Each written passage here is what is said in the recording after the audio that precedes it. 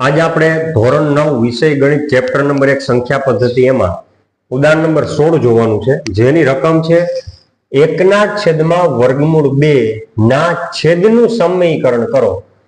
એટલે 1 ના છેદમાં વર્ગમૂળ 2 તો તમે જો તો છેદમાં કોણ છે? વર્ગમૂળ 2 છે। જો અંશમાં 1 છે અને છેદમાં કોણ છે? વર્ગમૂળ 2।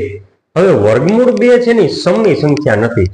કેવી સંખ્યા છે? અસમય સંખ્યા। આપણે પહેલા પણ શીખી ગયા, અગાઉ પણ શીખી ગયા કે દાખલા જ્યારે શીખતા હોય એ એરિયામાં આપણે શું બોલવાનું કે 2 નું વર્ગમૂળ નીકળે છે તો કે ના, તો એ અસમય સંખ્યા છે, ને જો 2 નું વર્ગમૂળ નીકળતું હોય તો એ સમય સંખ્યા છે। હવે 2 નું વર્ગમૂળ છે નીકળતું નથી, એટલે વર્ગમૂળ 2 છે એ કેવા છે? તો કે અસમય સંખ્યા છે। હવે એ અસમય સંખ્યા છે ને છેદમાં જે અસમય સંખ્યા છે એને આપણે સમય સંખ્યામાં ફેરવવાનું છે। જો છેદનું સમીકરણ કરો। સમીકરણ એટલે કે સમય સંખ્યામાં ફેરવવાનું છે।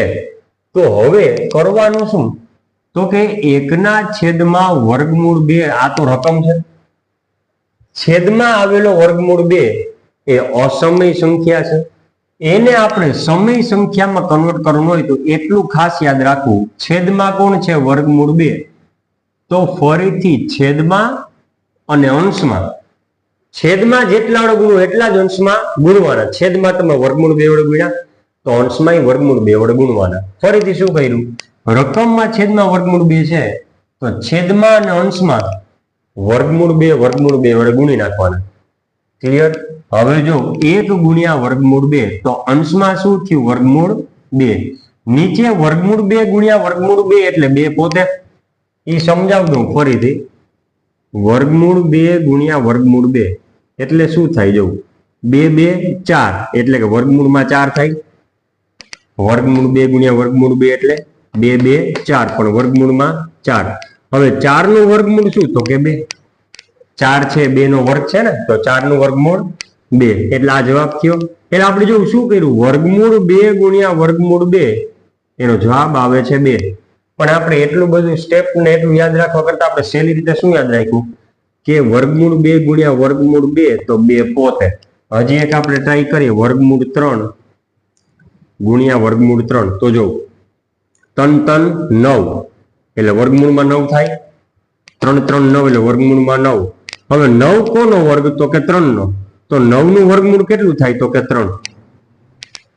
તો આપણે કર્યું શું? જો વર્ગમૂળ 3 ગુણ્યા વર્ગમૂળ 3 નો જવાબ આવ્યો 3। તો આપણે સિમ્પલ ભાષામાં શું યાદ રાખીએ? તો કે વર્ગમૂળ 3 ગુણ્યા વર્ગમૂળ 3 એટલે 3 પોતે। તો એમાં અહીંયા 1 ગુણ્યા વર્ગમૂળ 2 એટલે વર્ગમૂળ 2 1 વર્ગમૂળ 2, નીચે વર્ગમૂળ 2 ગુણ્યા વર્ગમૂળ 2 એટલે 2 પોતે। હવે તમે અહીં છેદ જોઈ લો, અહીં છેદ કોણ છે? તો કે 2। છેદ કોણ છે? 2।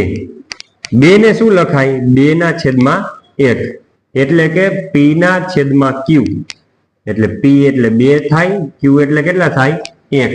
એટલે 2 છે એટલે 2 ના છેદમાં 1 લખ્યા આપણે, અને 2 ના છેદમાં 1 એટલે p ના છેદમાં q સ્વરૂપ, અને p ના છેદમાં q સ્વરૂપ એટલે શું થાય? તો કે સમયનું સ્વરૂપ, સમય સંખ્યાનું સ્વરૂપ થાય।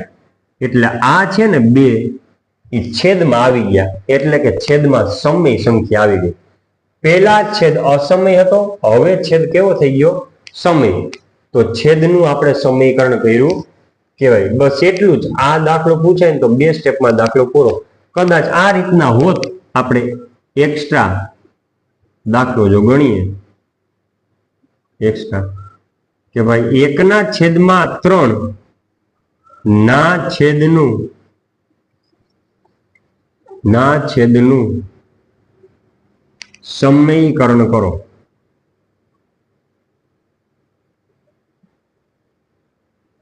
તો આપણે શું કરત? તો કે 1 ના છેદમાં વર્ગમૂળ 3 પેલા રકમ તો એમને લખી નાખો।